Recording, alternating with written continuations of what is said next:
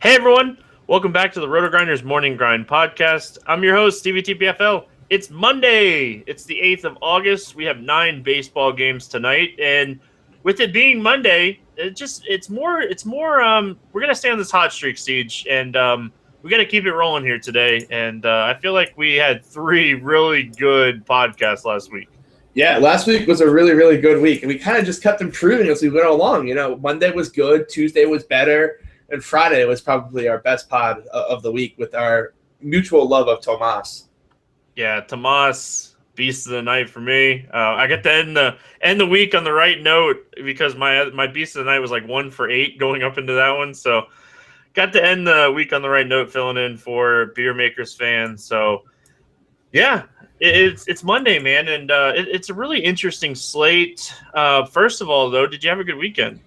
I did have a good weekend, Stevie. It was a really nice baseball weekend. I had a really good night on Saturday night. I was in an Uber, and I couldn't decide on a 2v2, so I decided to enter both teams, and it worked out very well, taking second and fourth in the slam. Yeah, you had a big night. Our friend Tommy had a big night. It was a good weekend. I had a really nice Friday. I was so close again to winning one of these King of the Diamond seats over on DraftKings. It's like the 4th or 5th time I finished second in those things, and I just feel like they're haunting me now. Yeah, I was a home run short of getting a FanDuel seat, so I know that pain. I was a single away. I needed 1 point from Alex Dickerson. Like, lean into a pitch and get pegged. I need 1 point. But, all right, we're not going to dwell on the past. But I do want to give a shout-out to Okie J Love on iTunes.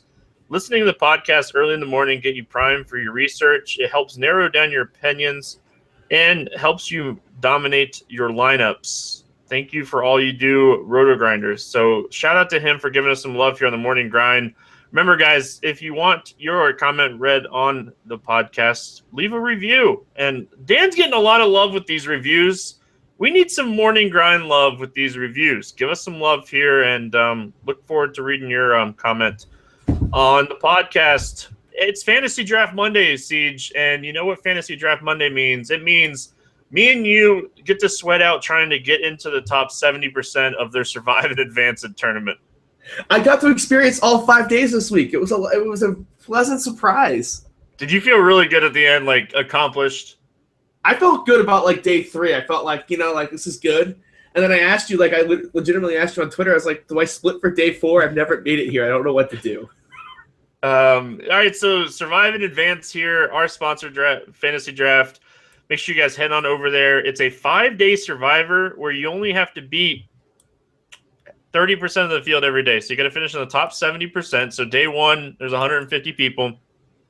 You only got to move on. You only got to beat, 64 people on day 1. So out of 214 people, you're really not having to beat a lot. So make sure you guys check that out. Use promo code GRINDERS. They're the sponsor of the podcast. So support us, support them. If you enjoy the podcast Monday through Friday, let's talk some baseball, CJ. We're going to start with Tampa at Toronto. Jake Odorizzi, R.A. Dickey. Odorizzi has been really solid. I think that's the proper term since the All-Star break. And he's put together 4 really good games. But is this a spot that we can kind of look elsewhere? Yeah, I really think this is kind of the spot you even could consider targeting him. You look at those 4 starts since the All-Star break, and you look at it, New York, Oakland, and Baltimore, even that kind of lineup that one day, they were pretty left-handed heavy, and Odorizzi can really struggle with right-handed power. So this is kind of a really bad spot for Jake. So I'm pulling up the old BVP machine, and he's actually pitched really well against the Blue Jays. Edwin has a .091 average in 22 at-bats. Baptista has a .053 average in his 19 at-bats. Josh Donaldson is 3 for 14 with 3 home runs. I'm a little bit more interested now. I really can't take a guy with just a massive reverse split tendencies against this team. Like, I get he's had some success, but just on paper, this just feels like a disastrous matchup. And I mean, the BVP is real. Maybe it's just kind of maybe. I still think I have to throw a Toronto stack out there. Like, I'm a BVP guy, but this just feels like the spot's too good. The lineup's too right-handed heavy. Like, I'm gonna roll a stack out there, and I don't know if you could really use Odorizzi, but the slate's weak on pitching, so you could do worse. Yeah, even looking at his stats this year, he struggled more on the road, and he's struggling with righties. You mentioned these reverse splits guys. So, if you trust in BVP, you might have him on one team. But if you're looking at the stats and you believe in reverse splits, you have to have a Toronto stack as well. And R.A. Dickey on the other side here, I don't really have interest in Dickey here. Boy, I could talk myself into Dickey.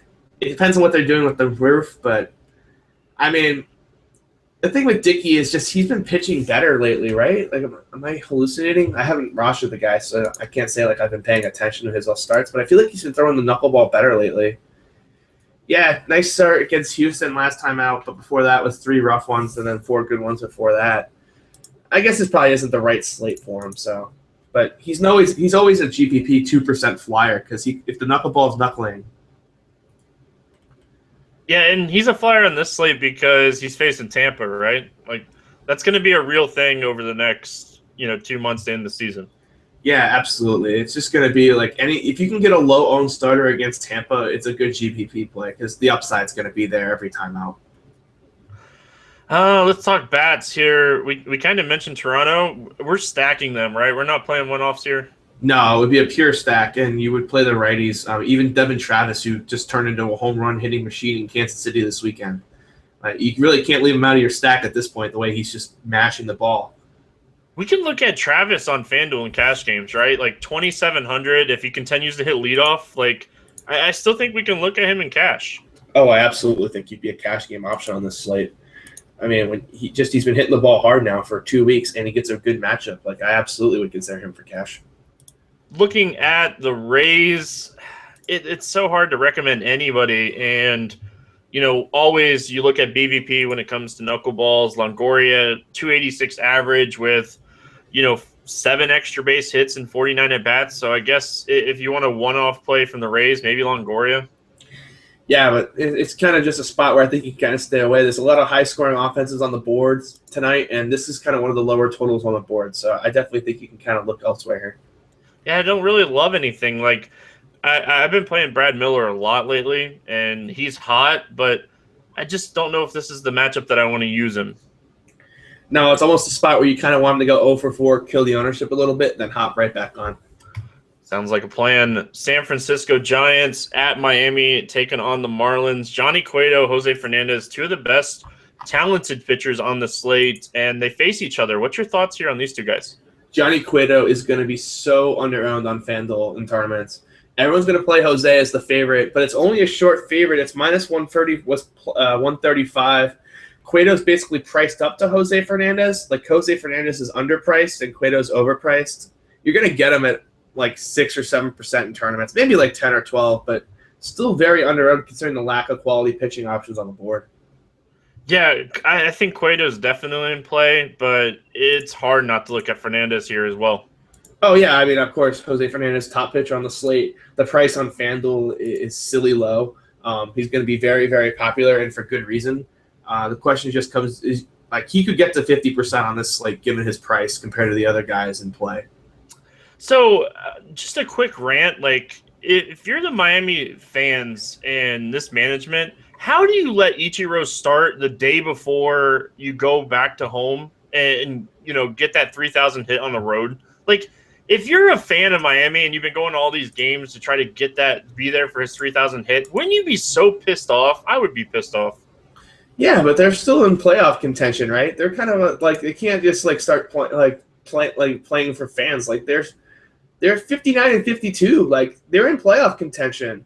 They've got the 5th best record. Like, if the playoffs started today, they'd be in. You can't just start like being like, oh, we're gonna just not play our most optimal lineup on this day because we wanted to get his 3,000th hit. Like, you're in contention. You don't have that luxury. One more day. Like, one more day. They announced it a couple days ago too, didn't they? Like, I remember reading that like he was gonna play this Sunday. Ah, man. Anyway, rant over. Bats in this game, is there any one-offs that you like here? Because we're not stacking these teams. Brandon Crawford at 2.9K feels like a steal. But other than that, I mean, no. I think you could play Stanton as a one-off. Christian Yelich at 3K. D. Gordon maybe. But he's kind of overpriced at 3.5K considering where the rest of the guys are. So maybe Christian Yelich at 3K. Yeah, a couple one-offs here. I just don't know if this is a slate that you necessarily have to play Marlins or Giants outside of Fernandez and Cueto. I really don't think so. I think there's going to be enough contrarian options that you can kind of just – it's a little shorter slate, but I still think there's some good contrarian offenses and good contrarian pitchers in good spots. So I wouldn't get too cute with this game.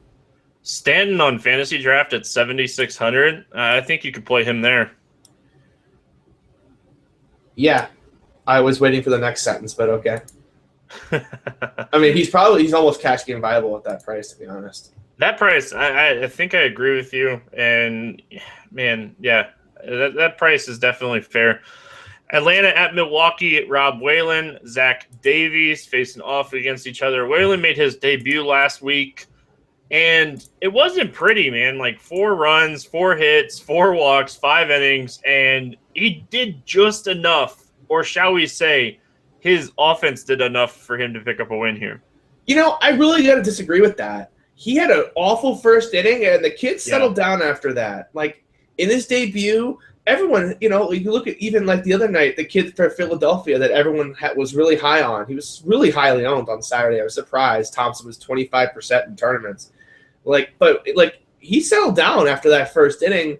The Brewers strike out a lot. Like, I think he's in play, to be honest. Oh, I'm not saying he's not in play. Like we played him in his debut. He was 3K. Like the 3K pitcher is a real thing for you guys not wondering. But yeah, that first inning he was shaky, and I definitely agree with you. He definitely settled in. It's just you get a little concerned when you see a young kid that's 22 years old, you know, have a struggle, you know, even if it was the first inning. Yeah, I'm more willing to kind of just throw it out there as an outlier. Like he pitched pretty well after that. Of course, it's not like his stats in the minors were like super all that impressive. But I think this is kind of a spot you can play a Whalen team, and you can build a Brewer stack, because I don't think this is going to be a situation where he kind of just gives up 2 or 3 runs over 5. I think it's going to be 8 or 0. Zach Davies on the other side here. I think he's going to be popular. Do you think he's going to be popular? I would think so, but the Braves just kind of came into St. Louis and gave him a number. And the K's for Davies haven't been there in a month. So for me, it's a really good fade if he's popular. And if he's going to be contrarian, I'll probably have a little more interest. Yeah, if I think I'm with you. If I think he's going to be popular, like I'm going to be interested in the Braves, because like you wouldn't really think that it would make a huge difference, but Matt Kemp hitting behind Freeman has given him that protection that he's been needing for 2, 3, 4 seasons now, and like it's done a lot for this offense. Yeah, there's been enough professional hitters on this team that it's kind of a little sneaky dangerous. Like Freeman, Garcia's not bad. You know, even Markakis, who we make fun of for power, but he can still hit the baseball. And Ciarte can hit the baseball. Like, there's definitely enough professional hitters here that, like, it's not just an automatic start. It's not the Tampa offense. Like, I'd rather have the Braves offense than Tampa's right now. All right, we mentioned some bats. Let's talk about these Braves. Freeman and Kemp on FanDuel, 32 and 3,000. I think this is a good spot. They're getting a massive ballpark bump here. Yeah, I definitely think the Braves stack is firmly in play, especially with Maldonado behind the plate. As we've mentioned, he's one of the worst in the league at throwing out runners, and the Braves have got some speed guys. Jace Peterson, Ender, and Ciarte might sneak their way to the top of the lineup, and they make for an interesting contrarian way to continue your Brave stack. Yeah, I like those calls because, you know, Peterson, not a guy that a lot of people look at, and he every once in a while he'll slide into that 1 or 2 spot in this offense, and that's really nice when you're looking for stolen base upside, because you're almost locked in, guaranteed for at bats when you're in the first or second spot here. Yeah, absolutely. And if Eric Ibar bats in that second spot at 2,200, he's a great shortstop punt because no one will play him, and he's just been hitting the baseball pretty well recently, and Maldonado can't throw anybody out. And we've seen a little bit of speed from Ibar lately. Yeah, and, man, it's crazy to think, but the Braves actually an option here on the slate. The Brewers, where do we go here with Milwaukee? VR, Braun, Scooter, and Carter, and Perez against lefties. I don't know if I'm really comfortable playing him against righties quite yet. Yeah, I think I'm with you on those guys. Scooter and Braun's probably where I'm going to have the most of my exposure here. It's just VR has become so expensive. But his ownership just always stays at like a reasonable level. It's just not a. He never gets to 20% at that kind of high price that would scare you off. So for me, I'll definitely have VR exposure. You know what would be really huge for him too? If Przinski's catching. Oh, good God. Good point. I forgot about that. Like, not all saying the stolen bases in this game. Yeah, not saying that Record can throw people out either, but if Przinski's catching, then yeah, it's going to be a lot of stolen bases. This series is going to be great for stolen bases. Just, make a mental note of that for this whole series. Orlando Arcia, too, has been kind of getting an interesting lineup bump. But with AJ behind the plate, like he's kind of a speed guy, too. At 2,100, he's another shortstop punt. But for him, getting on base is a lot harder than for your VR. Yeah, so there you go. If you want some speed upside, this is a good game to get that speed upside. This is a sneaky GPP game. Like, this is one of the games that I'm going to be targeting for offense more than the field, I suspect. Yeah, because you could easily get, 5-6 stolen bases total from the whole game? Yeah, and if I had to tell you what do you guess the total would be? 8.5? It's 9. It's a solid 9, which kind of just tells me that they think there's going to be offense here, too. And it's 2 control pitchers. There's no one here with over-dominating stuff, so I really think this is a sneaky tournament game. Houston at Minnesota, Colin McHugh, Tyler Duffy. What's your thoughts here? This is the spot where Colin McHugh either gives up 10 runs or he throws a gem, and there is no in between. I think he's going to throw a gem. I really think this is a good Colin McHugh spot. The Twins' offense has kind of been okay of late, but McHugh looked really good that last time out against Toronto, 10 strikeouts. Looked like the curveball control was back. And if you take away that just dreadful start in Detroit where he just got absolutely shelled, it had been a bunch of quality starts before that, hadn't given up more than 3 runs since the beginning of June. So he's been pitching pretty well, pretty consistently. You're getting a price bump down on him, and I think people are going to be scared by that -16. So I'm definitely going to have a ton of McHugh exposure here. Yeah, I think the thing that we really need to note here with McHugh is when you're looking at the slate, even Cueto, he has upside as far as strikeouts go, nothing near Fernandez, but McHugh has that double-digit upside strikeout-wise, and you're going to get a discount. So if you're building tournament lineups and you don't want Fernandez's upside, McHugh, not saying he has the same type of upside as Fernandez, he definitely does have that double-digit type strikeout upside. Yeah, for sure. I definitely think so. And Tyler Duffy is an interesting option. I don't know if I would need to go there, but Houston, of course, can strike out with the best of them. So he's definitely someone you should at least consider.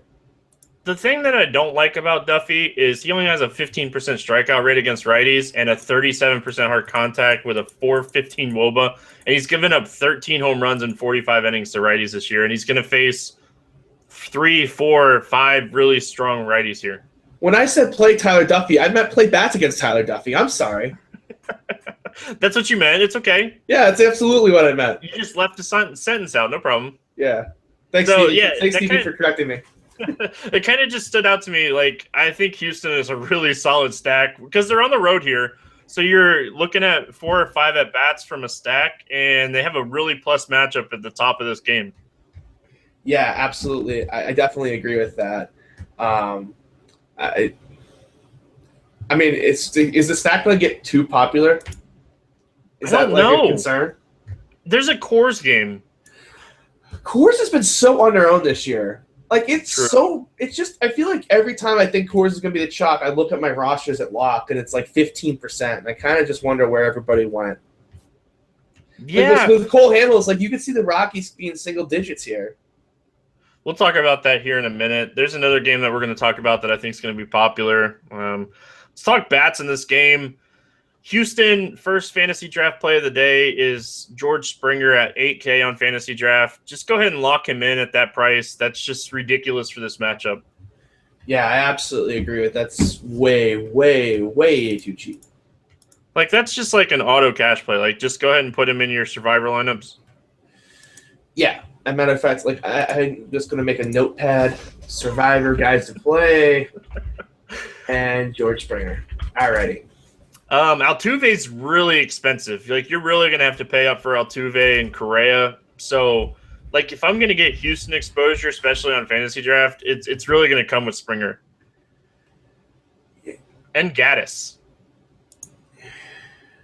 Yeah, you knew me and my catchers on fantasy draft. I mean, I'm with you with the catcher. We could always play this superstar called Alex Bregman. He finally got a hit. He got a hit. He got a hit. He's on the He got board. 3 hits. Oh my goodness, he had 3 hits Sunday. Uh-oh. The hot streak's coming. So we're kind of expecting, what do we do with Gonzalez? Kind of just wait for the news, right? Like, we don't know if he's going to be back or not. Marwin?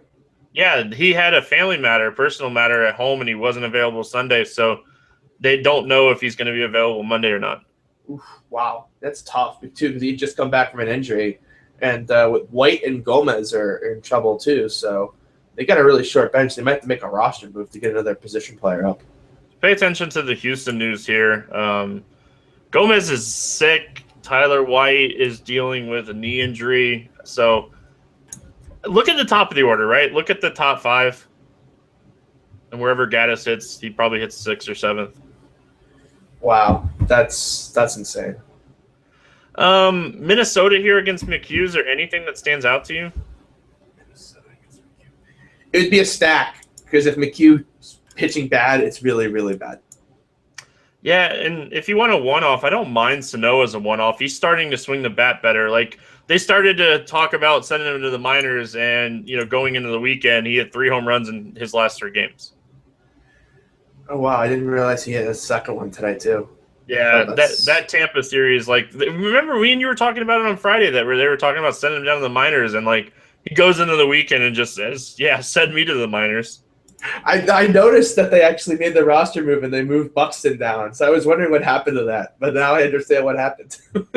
So, yeah, if you're playing a lot of McHugh, I don't mind a hedge with the Minnesota stack. If you want a one-off, I don't mind Sano because he's starting to swing the bat finally.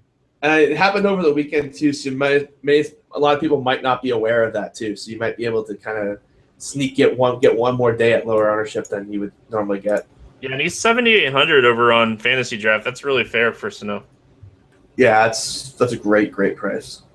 Cincinnati at St. Louis, Michael Wacha, Cody Reed. But before I talk about that, Matt Carpenter back out of the lineup Sunday dealing with another injury. Pay attention to that.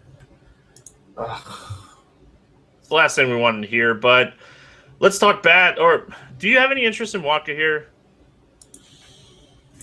This is the game on the slate I just don't know quite what to do with. The Cardinals' bullpen is in real trouble. Like, they got rocked multiple times over the course of the weekend, and they have played a ton of innings. So I always have interest in the attack the weak bullpen contrarian stack, and that's kind of what the Reds would be here. But I feel like that Wacha is going to kind of throw a decent game here. He's been pitching really good. He hasn't allowed more than 3 runs since June 4th. He hasn't been great. He hasn't been bad. But on this slate where there's not a ton of great options outside of those top 2 guys, he might be one of the safer options on the board. Yeah, just his upside's gone, right? Like, he's not striking people out anymore. Yeah, and he really never did outside of that one playoff appearance. Like, he never got that kind of K upside back. It feels like a cash SP2 play and not a tournament play for me. Yeah, I don't think I'm going to play Wacha on the slate. That's just personal. Like, I agree with you. I think he's going to be pretty safe, but I just don't know if this is a slate that I necessarily want to play him. And one thing that I do want to note, we talk about BVP all the time. Billy Hamilton is 1 for 20 with 0 stolen bases off against Wacha. Yeah, and I would expect Molina to catch this game, so that's definitely a spot where maybe you wouldn't play him in the stack, and you would go with a guy who I hate. I now am the vice president of the Brandon Phillips hate train.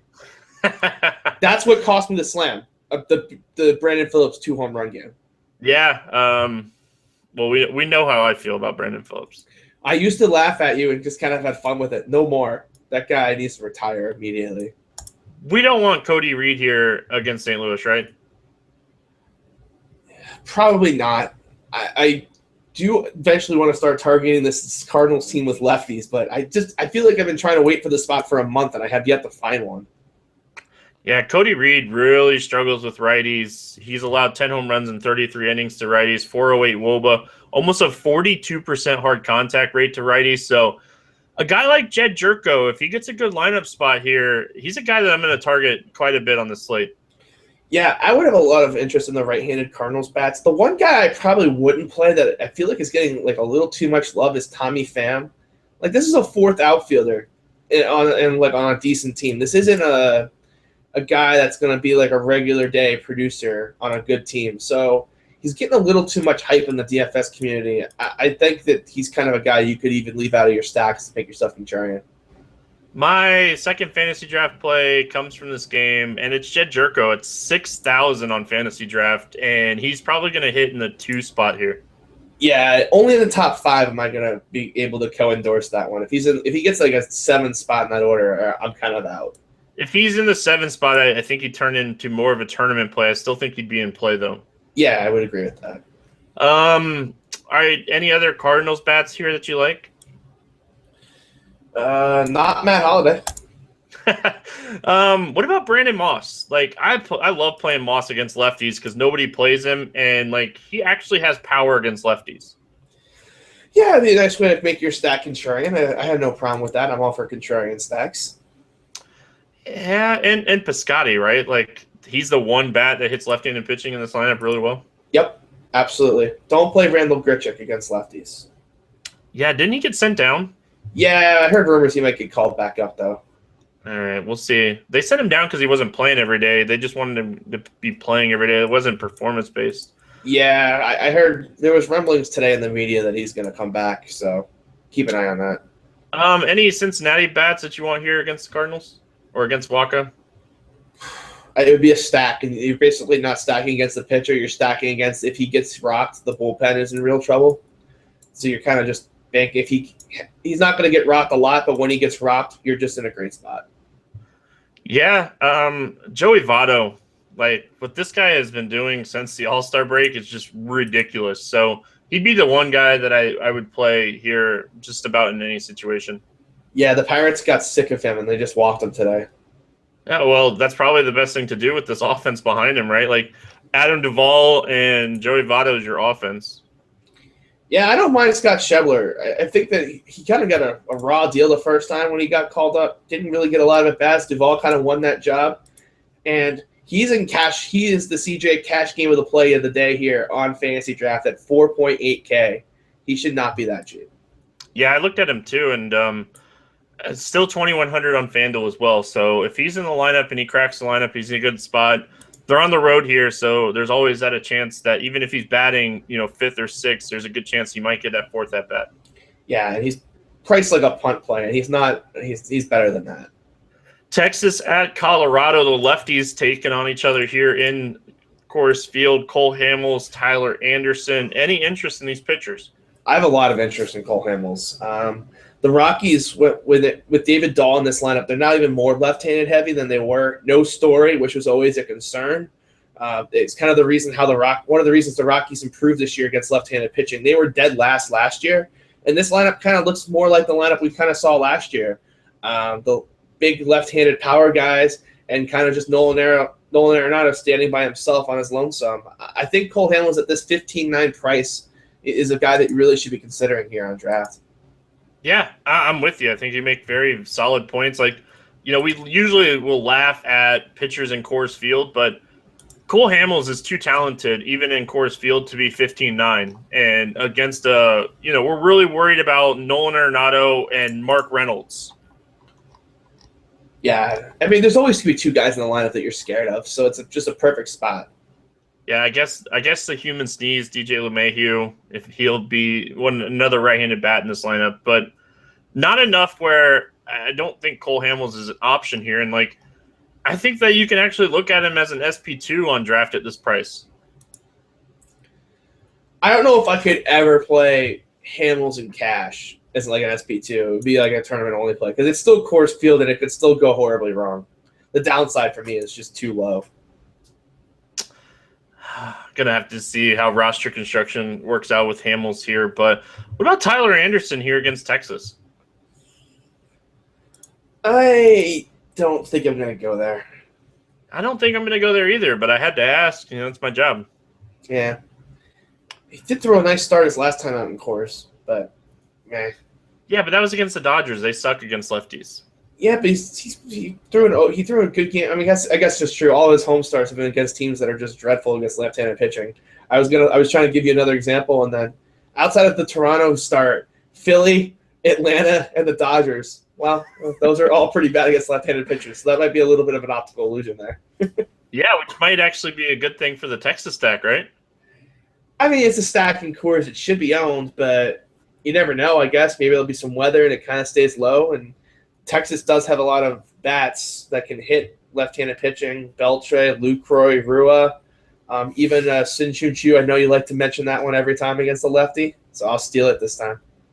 Yeah, and don't forget about Carlos Beltran. They lose the DH here, so pay attention to that if he's in the outfield in this lineup. But he's destroying left-handed pitching this season. Like, he was the reason that we were kind of iffy about starting lefties against the Yankees. So Beltran definitely in play. Ian Desmond's in play.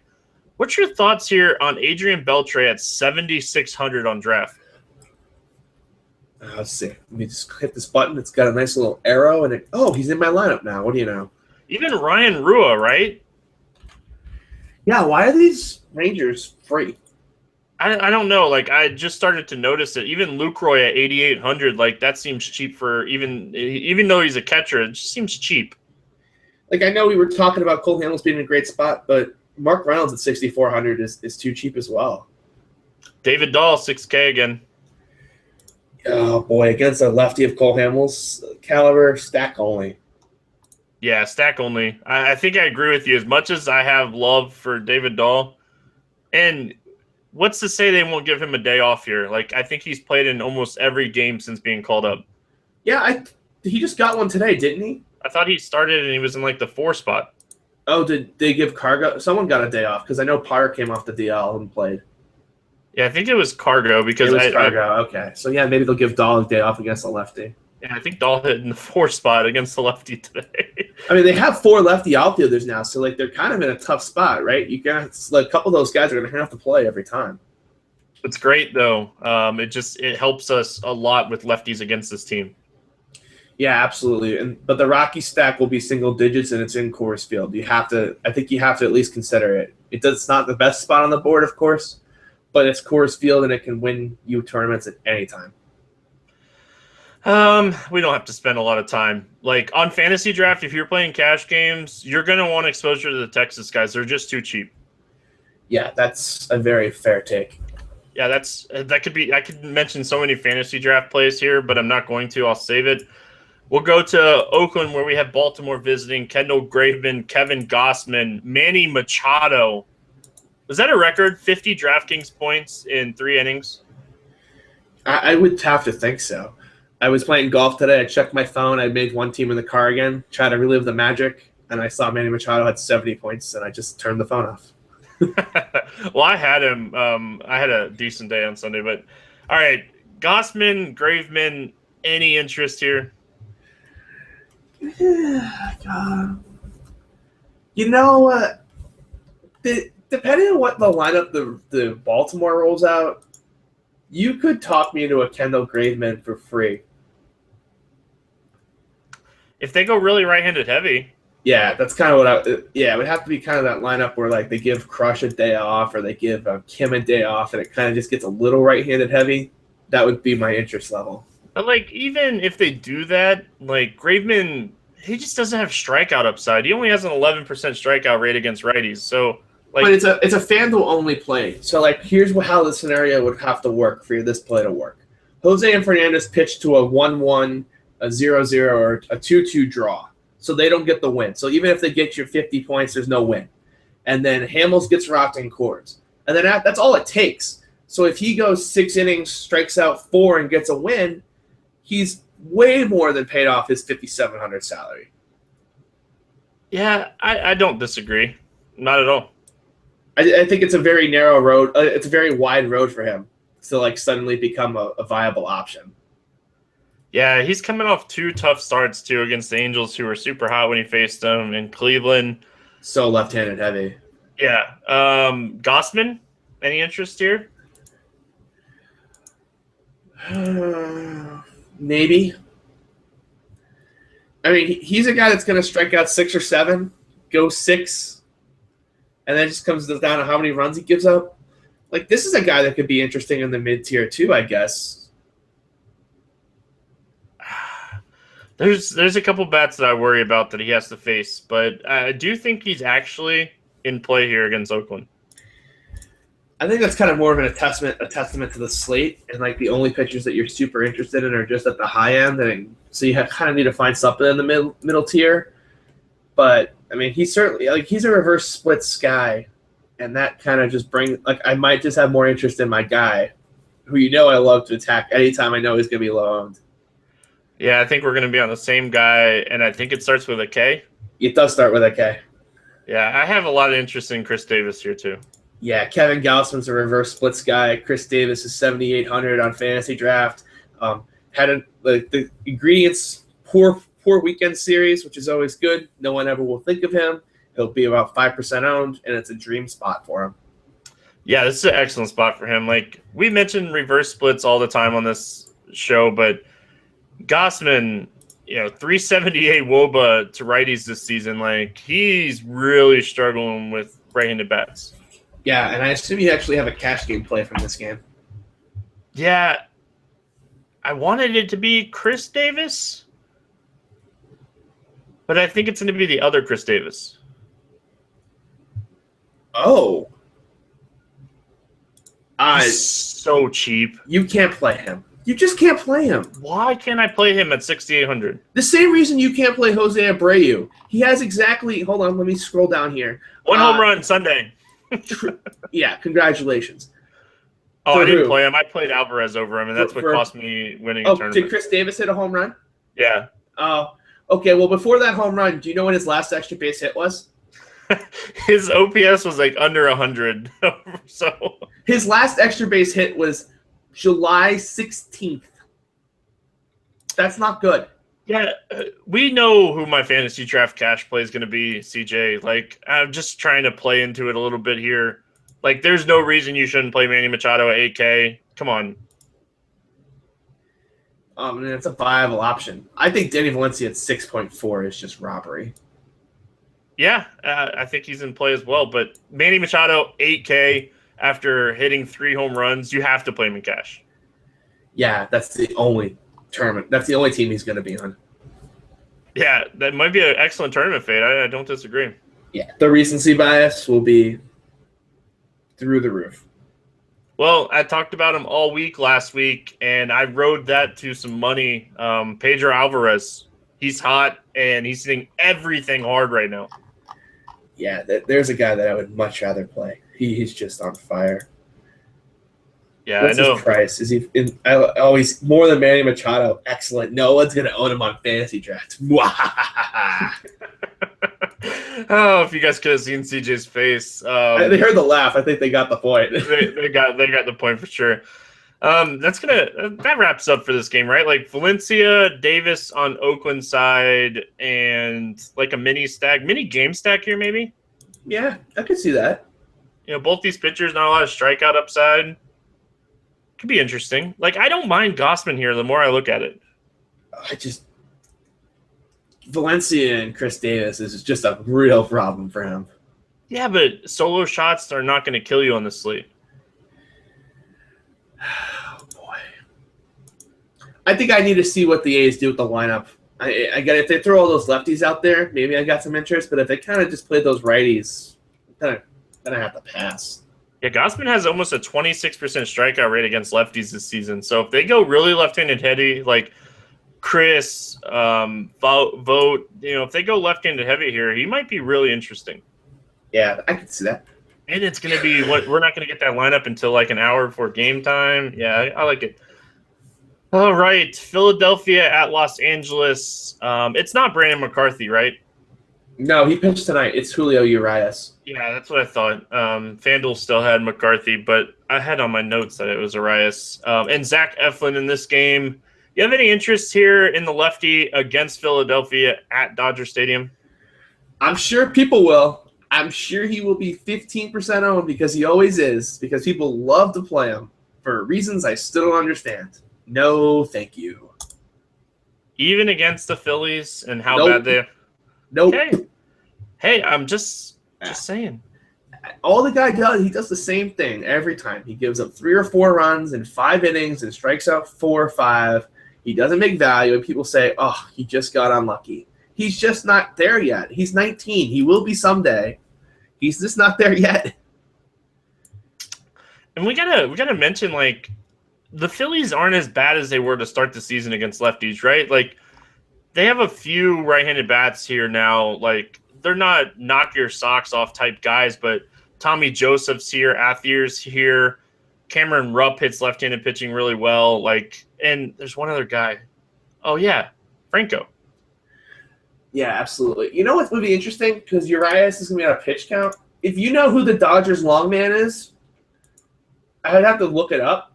But if he's 3K on FanDuel, if you're playing the $3 moonshot, you could do it because Urias is going to be on a 70 to 75 pitch count. Probably won't go 5, but they're still the favorites here. The long man goes 3 or 4 innings for 3K, get you a win. Can I sell you into that? You'd have to know for sure who the long man is. I don't know the Dodger bullpen well enough to know if that's a viable strategy, but I just thought of it at the moment. Yeah, I can't do it. I would have to look and see who the long man is. I can't do it. I'll let you do it. I will do it if I can find there's like a bona fide long man. I would definitely be interested in the idea. Any interest here in Zach Eflin? No. But I feel like this is the type of spot where he just completely dominates and ruins the entire slate for everybody. Like I said, I have to ask, right? It's my job. No, I think like he could put up a decent start here, but there's no reason like mathematically you would just play him. Like he's just destroyed the Giants twice out here on the West Coast, and it's kind of like at this point, like what am I missing? I don't know. I mean he's gonna probably just pitch a quality start, and my contrarian Dodger stacks are just gonna go down in the fire. But I mean everything suggests that you should be playing the Dodgers contrarian stack here with the lefties. Yeah, and you know what's really crazy? Like, you can get the heart of the stack, Reddick, Yasmani Grandal, Gonzalez, Turner, Seager, and you can get them where you can easily fit in Fernandez. Yeah, this is kind of a good spot where I definitely think this is a spot where you should attack. And it might not work out, but I think you have to at least attempt it here. There's just like his WOBA against lefties is so bad. His slugging against lefties is just dreadful. So. And he's been worse He's been worse on the road than at home. So all signs point to playing the Dodger stack here.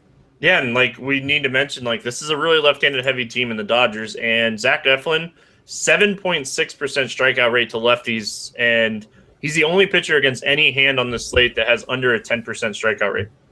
Yeah, God. I know you said no, but I'm going to make the case one more time. The Dodgers are the biggest favorite on the board. And Urias probably can't go 5. That's all I'm saying. Yeah, I'm still not listening. That's fine. Like, I'm going to have Dodger stacks here. That's going to happen. No, I agree. I definitely think the Dodger stacks are definitely the way to go. It's just that's the frustrating part. Like, that's why Urias is going to have ownership. People are going to be like, oh, he can get the win. And I just don't know if the win is. We've already seen them, but, like, if they get a decent pitch hitting spot in the bottom of the 4th, they'll take it, even if the pitch count's not where it needs to be yet. Any bats here from Philadelphia? I would be playing it as a stack. And I think you can stack them, right? Like, yeah, I mean, they're bad against lefties, but the bullpen is going to be not very left-handed heavy for the Dodgers. I pulled it up. There's only 2 lefties in the bullpen, and one of them is just a call-up. So, like, you're stacking them for that. You're one explosion in the first half of this game, and then kind of just hoping you get 1 or 2 more runs in the late inning.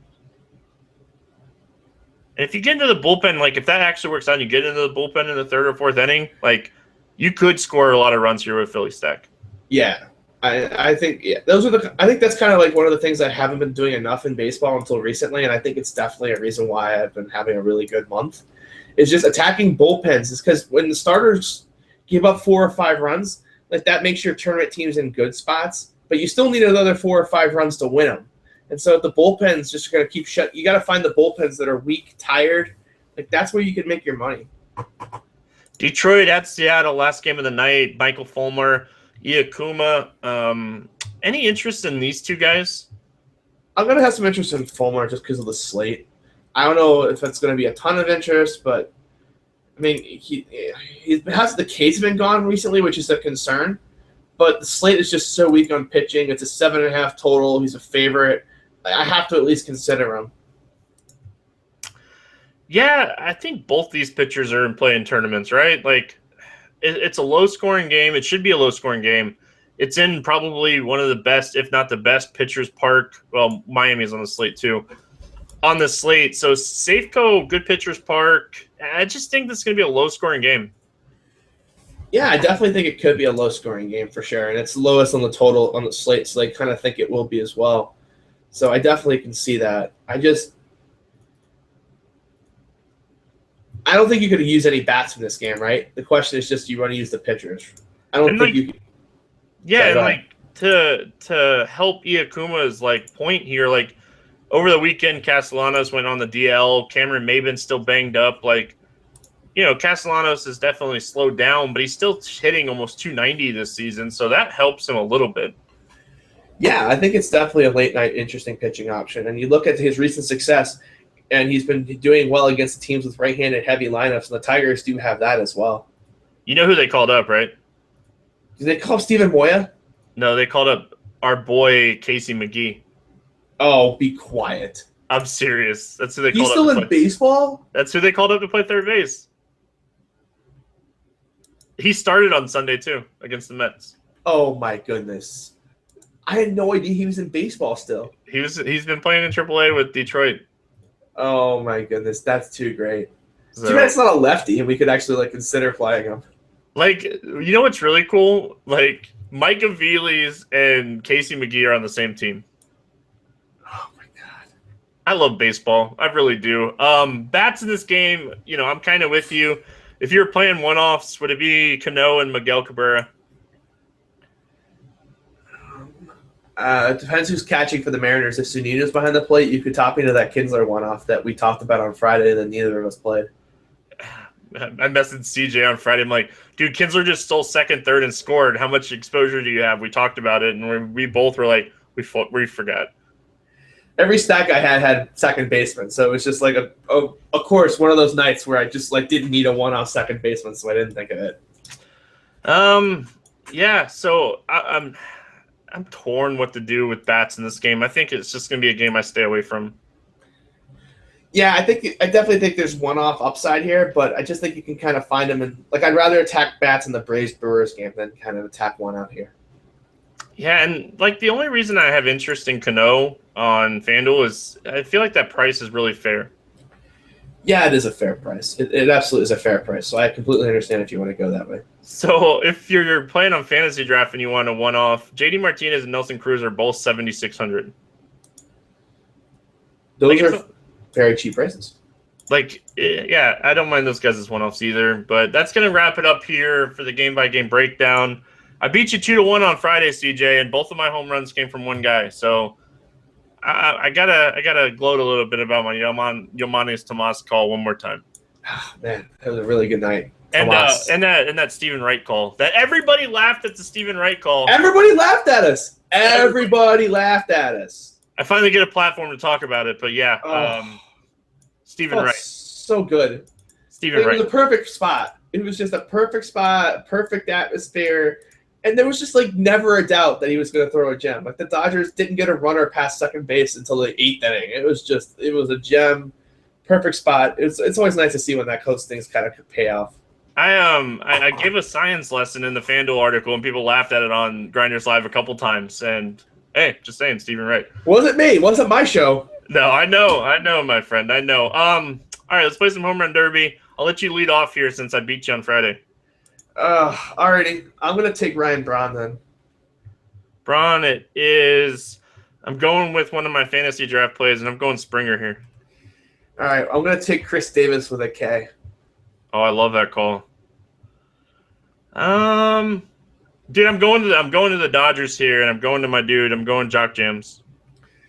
Non-strikeout pitcher against a massive power hitter.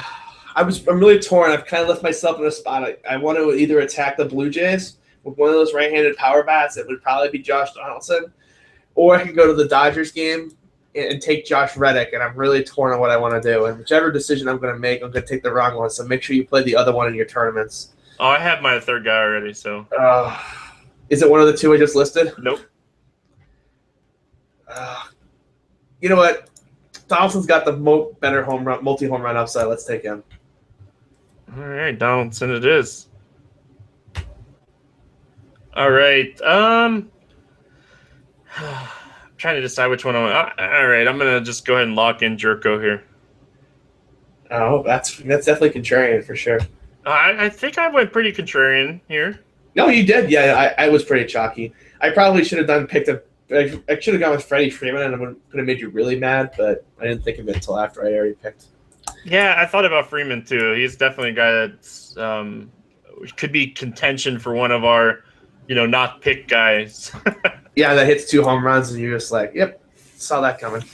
At the end of the day, if you had to pick one pitcher not named Jose Fernandez or Johnny Cueto to pick up a win on this slate, doesn't have to score the most fantasy points, who do you have to win here? Boy, to win the game. That is so tough. Because, people are going to say, we should be saying Urias, but I don't think he's going to go 5 innings, so he doesn't get the win. So, therefore, he's really out of the conversation for me on this topic. Boy, I want to say Colin McHugh, but I know that can blow up in my face very, very, very fast. It's probably him, though. That's where you're going, McHugh? Yeah. I'm going to go Cole Hamels. Yeah, that's probably the right answer, but if his bullpen can hang in for him. Yeah, and it's in Coors. I could see Cole Hamels throwing 6 shutout innings and then just having Colorado score 10 runs off the bullpen, and you'd be like, what happened? Dude, if you give me 6 shutout innings from Cole Hamels tomorrow, I'm gonna make a lot of money. I can definitely see it. I can definitely see that. And I don't know. No one would ever do this, but I could see a Cole Hamels Colorado stack winning. That Texas bullpen is so blow up prone. They're just so bad, and it's just in Coors. They just they all throw straight fastballs. That could just end so poorly. Oh man! All right, that's gonna wrap it up here before we say anything else and have any more hot takes. Hope you guys enjoyed the 9-game breakdown. CJ, any final thoughts before we get out of here? Yeah, this is a really interesting slate, but don't forget about Coors. Don't forget about Cole Hamels. You're right. If you guys want coaching from CJ, you guys can hit him up on Twitter at the Siege DFS or on RotoGrinders at the Siege. If you want coaching from me, good luck, because that's not happening. That's going to wrap it up here. We'll be back tomorrow. Good luck in your contest tonight, and we'll see you then.